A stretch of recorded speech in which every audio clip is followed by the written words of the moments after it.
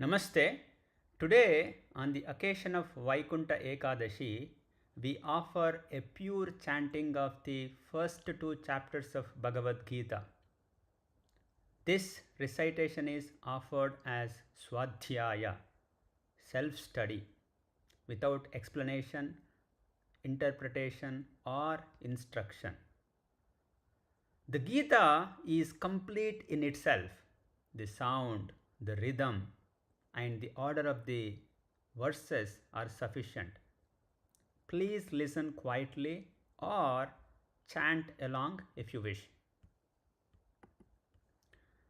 Gurur Brahma Gurur Vishnu Gurur Devo Maheshwaraha Gurur Sakshat Parabrahma Tasmai Shri Gurave Namaha Vasudevasutam Devam Kamsachanuramardanam Devaki Paramanandam Krishnam Vande Jagadgurum Om Sahanavavatu Sahanau Bhunaktu Sahaviryam Karavavahaihi Tejasvinavadhitamastu ma vidvishavahaihi Om Shanti Shanti Shanti Harihi Om Shri Gurubhyo Namaha Harihi Om.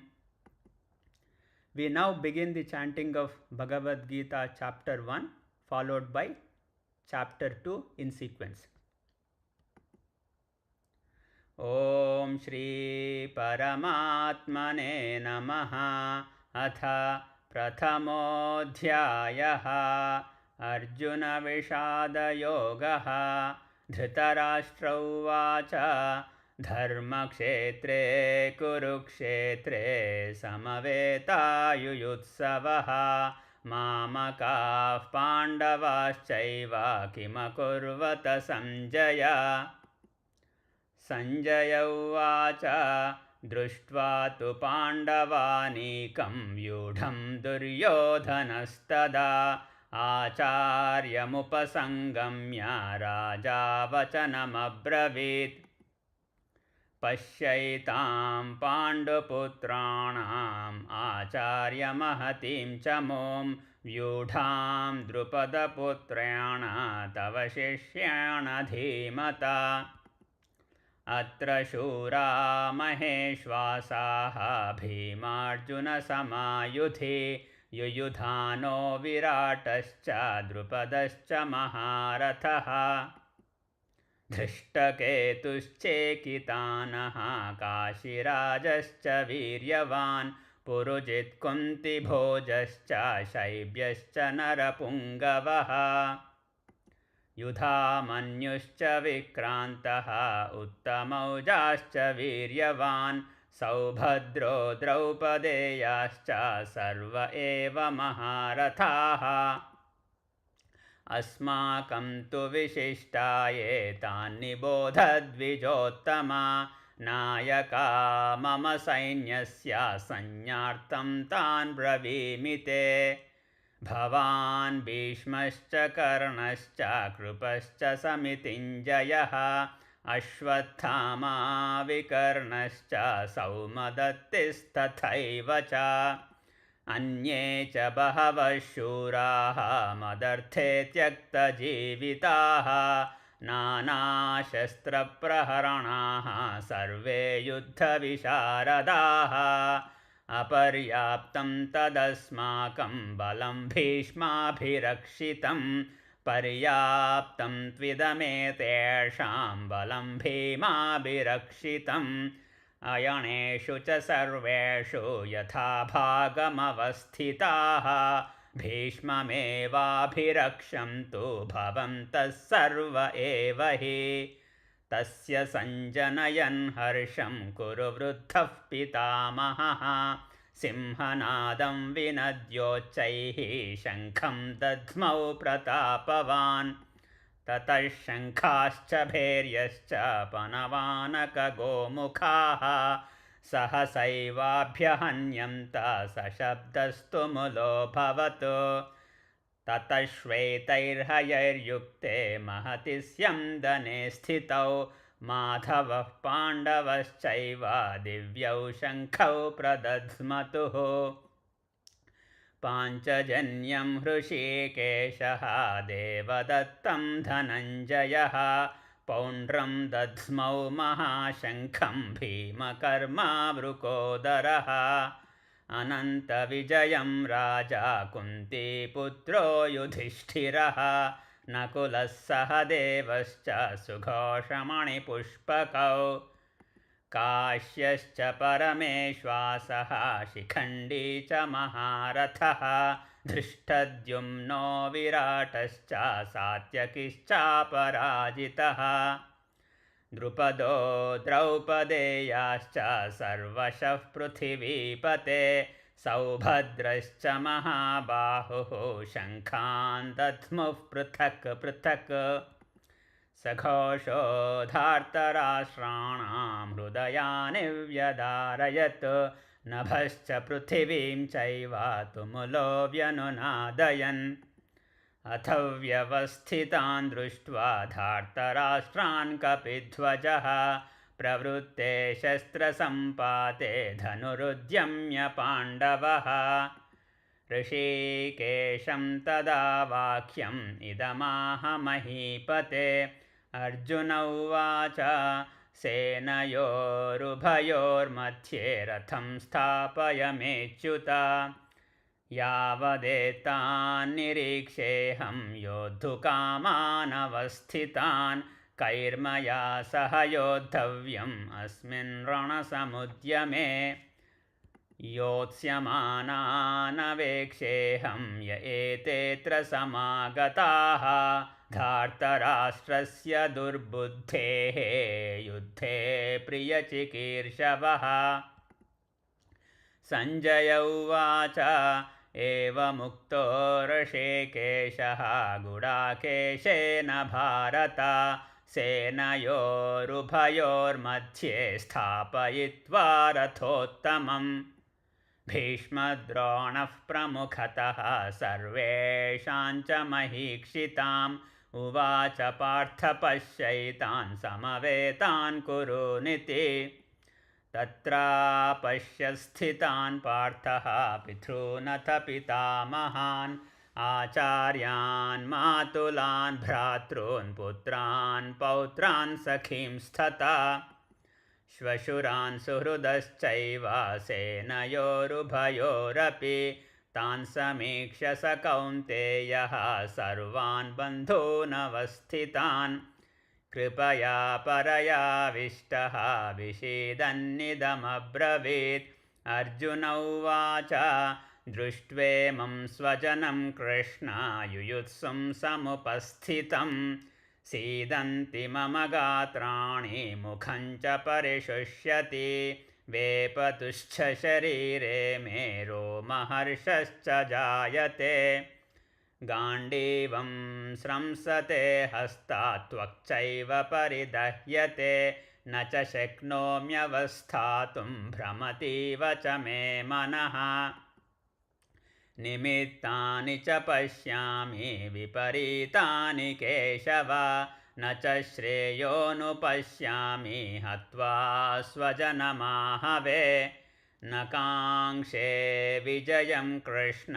न च राज्यं सुखानि च किं नो राज्येन गोविन्द किं भोगैर्जीवितेन वा येषामर्थे काङ्क्षितं नः राज्यं भोगाः सुखानि च त इमेव स्थिता युद्धे प्राणां त्यक्त्वा धनानि च आचार्याः पितरः पुत्राः तथैव च पितामहाः मातुलाः श्वशुराः पौत्राः शालासम्बन्धिनस्तथा एतान्न हन्तुमिच्छामि घ्नतोऽपि मधुसूदन अपि त्रैलोक्यराज्यस्य हेतो किं नु मही कृते निहत्य धार्तराष्ट्रान्नः का प्रीतिः स्यात् जनार्दन पापमेवाश्रयेदस्मान् हत्वैतानाततायिनः तस्मान्नार्हा वयं हन्तुं धार्तराष्ट्रान् स्वबान्धवान् स्वजनं हि कथं हत्वा सुखिनः स्याम माधव यद्यप्येते न पश्यन्ति लोभोपहतचेतसः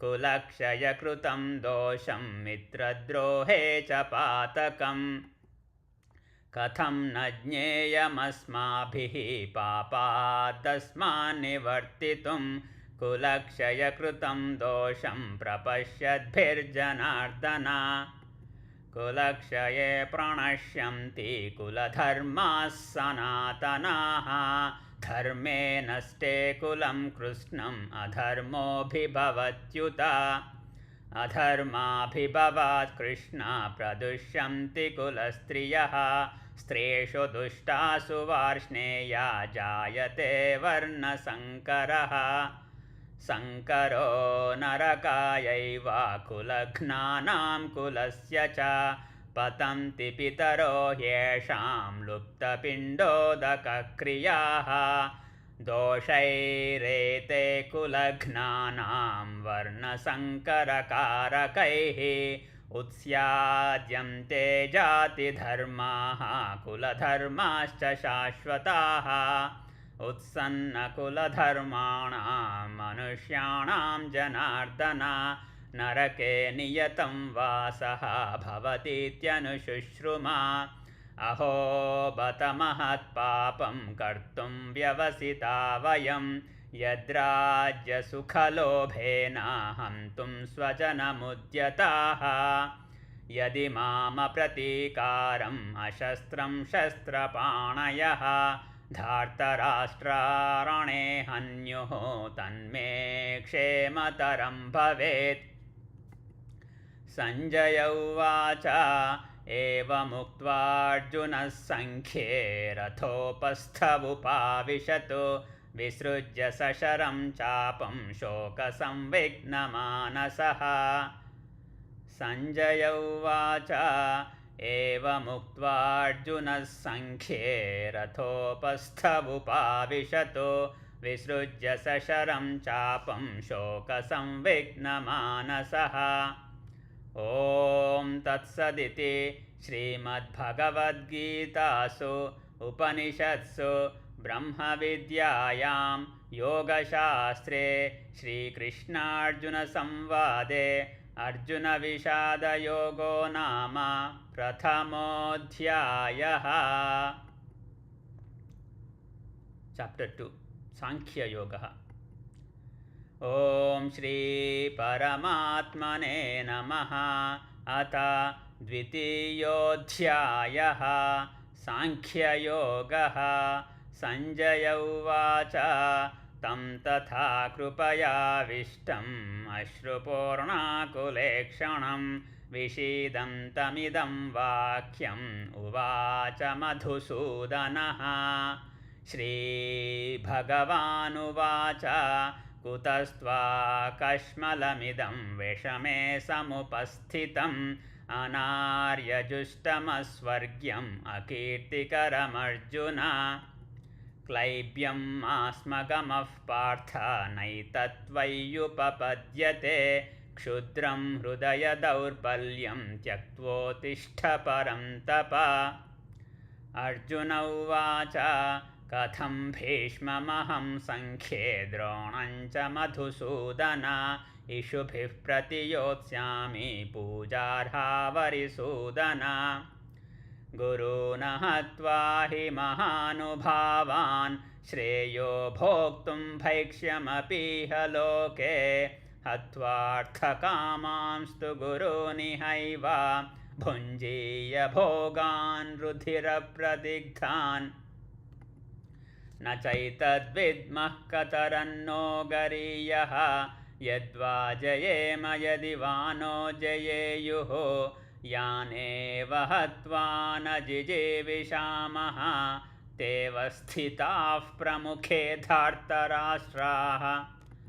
कार्पण्यदोषोपहतस्वभावः पृच्छामि त्वां धर्मसम्मूढचेताः यच्छ्रेयस्यान्निश्चितं ब्रूहि तन्मे शिष्यस्तेऽहं शाधि मां त्वां प्रपन्नम् न हि प्रपश्यामि ममापनुद्यात् यच्छोकमुच्छोषणमिन्द्रियाणाम् अवाप्य भूमावसपत्नमृद्धं राज्यं सुराणामपि चाधिपत्यम् संजय उवाच एवमुक्त्वा ऋषिकेशं गुडाकेशः परं तपः न योत्स्य इति गोविन्दम् उक्त्वा तूष्णीं बभूवः तमुवाच हृषीकेशः प्रहसन्निव भारत सेनयोरुभयोर्मध्ये विषीदं तमिदं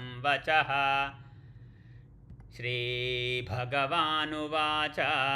अशोच्यानन्वशोचस्त्वं प्रज्ञावादांश्च भाषसे गतासु न गतासूंश्च नानुशोचन्ति पंडिताः न त्वेवाहं जातु नासं न त्वं नेमे जनाधिपाः न चैव न भविष्यामः सर्वे वयमतः परम् देहिनोऽस्मिन् यथा देहे कौमारं यौवनं जरा तथा देहान्तरप्राप्तिः धीरस्तत्र न मुह्यति मात्रा स्पर्शास्तु कौन्तेय शीतोष्णसुखदुःखदाः आगमापायिनो नित्याः तां स्थितिक्षस्व यं हि न व्यथयन्त्येते पुरुषं पुरुषर्षभा समदुःखसुखं धीरं सोऽमृतत्वाय कल्पते नासतो विद्यते भावः नाभावो विद्यते सतः उभयोरपि दृष्टोऽन्तः त्वनयोस्तत्त्वदर्शिभिः अविनाशि तु तद्विद्धि येन सर्वमिदं ततं विनाशमव्ययस्यास्य न कश्चित् कर्तुमर्हति अन्तवन्त इमे देहाः नित्यस्योक्ता शरीरिणः अनाशिनो प्रमेयस्य तस्माद्युध्यस्व भारत य एनं वेत्ति हन्तारं यश्चैनं मन्यते हतम् उभौ तौ न विजानीतः नायं हन्ति न हन्यते न जायते म्रियते वा कदाचित् नायं भूत्वा भविता वा न भूयः अजो नित्यः शाश्वतोऽयं पुराणः न हन्यते हन्यमाने शरीरे वेदा विनाशिनं नित्यं य एनमजमव्ययं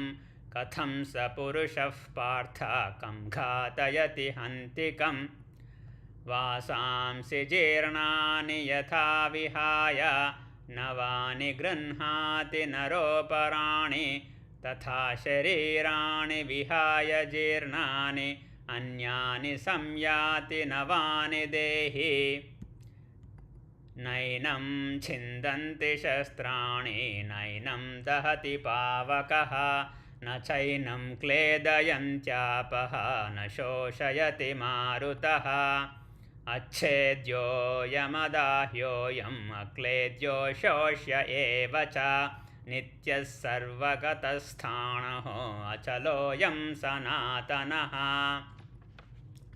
अव्यक्तोऽयमचिन्त्योऽयम् अविकार्योऽयमुच्यते तस्मादेवं विदित्वैनं नानुशोचितुमर्हसि अथ चैनं नित्यजातं नित्यं वा मन्यसे मृतं तथापि त्वं महाबाहो नैवं शोचितुमर्हसि जातस्य हि ध्रुवो मृत्युः ध्रुवं जन्म मृतस्य च तस्मादपरिहार्येऽर्थे न त्वं शोचितुमर्हसि अव्यक्तादीनि भूतानि व्यक्तमध्यानि भारत अव्यक्तनिधनान्येव तत्र का परिदेवना आश्चर्यवत् पश्यति कश्चिदेनम् आश्चर्यवद्वदति तथैव चान्यः आश्चर्यवच्चैनमन्यः शृणोति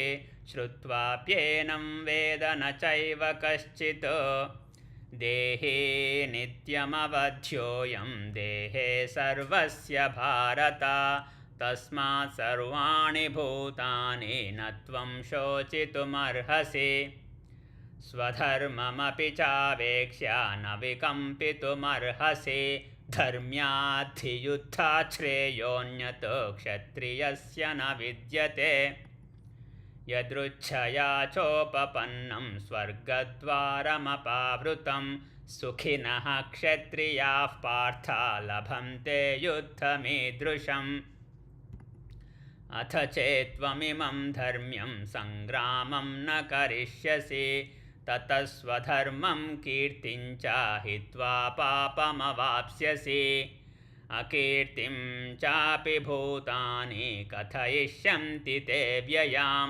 सम्भावितस्य च कीर्तिः मरणादतिरिच्यते भयाद्रणादुपरतं मंस्यन्ते त्वां महारथाः येषां च त्वं बहुमतः भूत्वा यास्यसि लाघवम् अवाच्यवादांश्च बहून् वदिष्यन्ति तवाहिताः निन्दन्तस्तव सामर्थ्यं ततो दुःखतरं नु किम् हतो वा प्राप्स्यसि स्वर्गं जित्वा वा भोक्ष्यसे महीं तस्मादुत्तिष्ठ कौन्तेय युद्धाय कृतनिश्चयः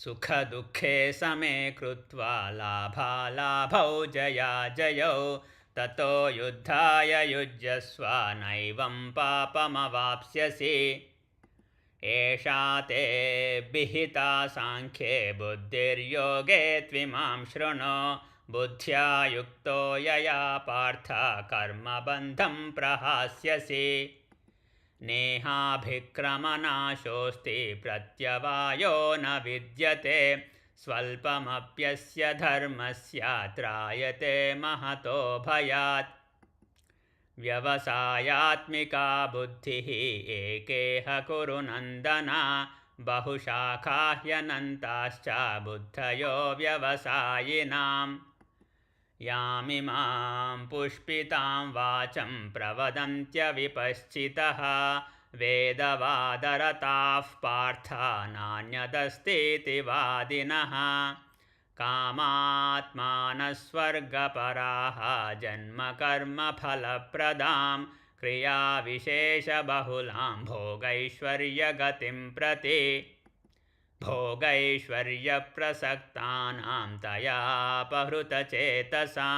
व्यवसायात्मिका बुद्धिः समाधौ न विधीयते त्रैगण्यविषया वेदाः निस्त्रैगण्यो भवार्जुन निर्द्वन्द्वो नित्यसत्त्वस्थः निर्योगक्षेम आत्मवान् यावानर्थ उदपाने सर्वतः सम्प्लुतोदके तावान् सर्वेषु वेदेषु ब्राह्मणस्य विजानतः कर्मण्येवाधिकारस्ते मा फलेषु कदाचन मा कर्मफलहेतुर्भूः मा ते सङ्गोऽस्त्वकर्मणि योगस्थः कुरु कर्माणि सङ्गं त्यक्त्वा धनञ्जय सिद्ध्यसिद्ध्यो समो भूत्वा समत्वं योग उच्यते दूरेण ह्यवरं कर्म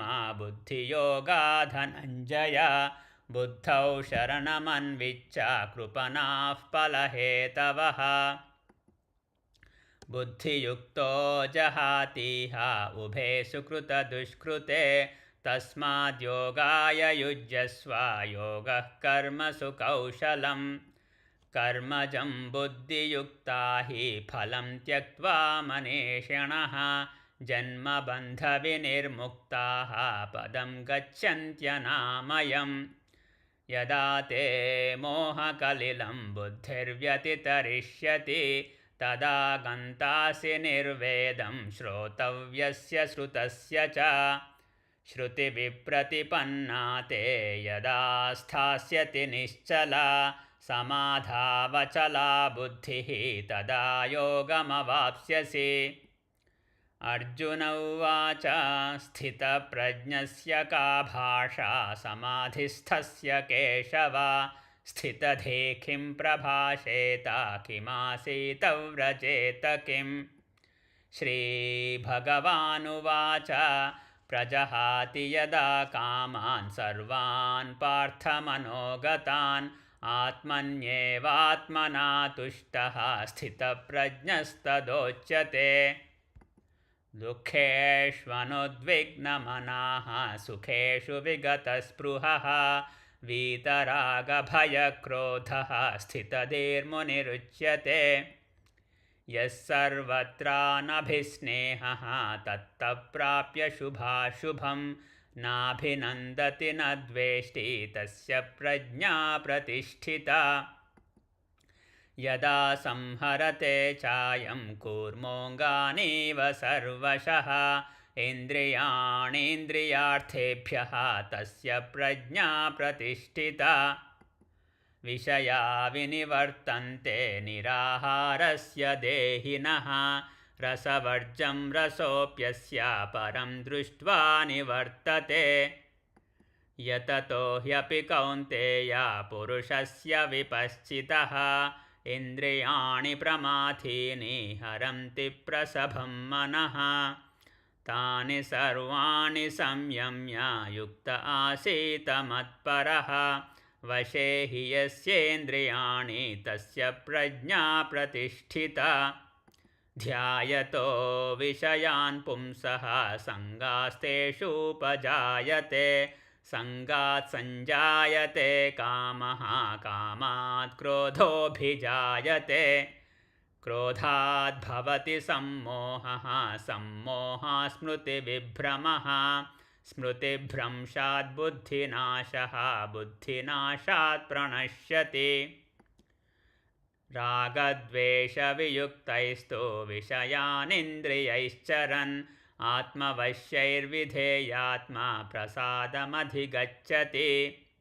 प्रसादे सर्वदुःखानां हानिरस्योपजायते प्रसन्नचेतसो ह्याशु बुद्धिः पर्यवतिष्ठते।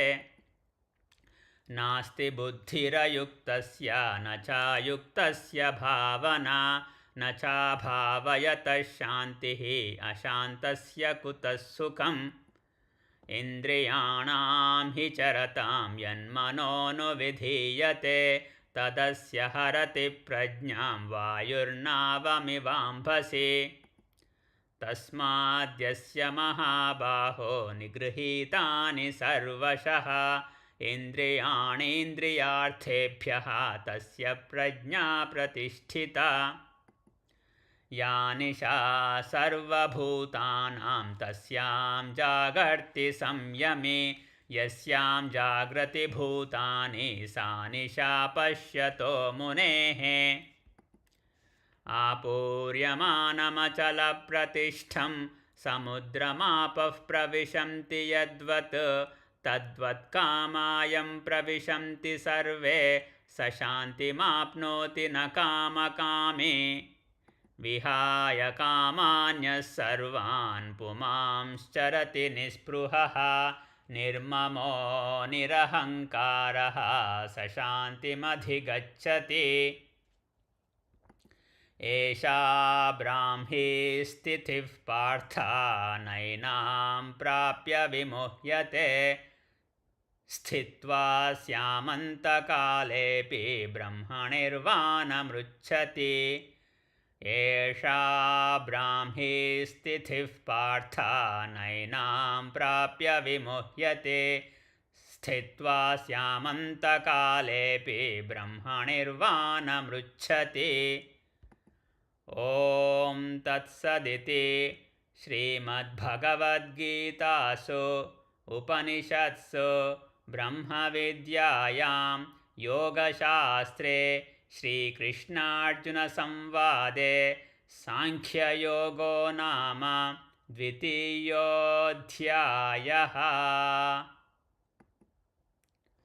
Om Shanti Shanti Shanti. Harihi Om. Shri Gurubhyo Namaha. Harihi Om. This chanting is offered for quiet reflection. Swadhyaya pravachanabhyam na pramaditavyam. Om Tat Sat.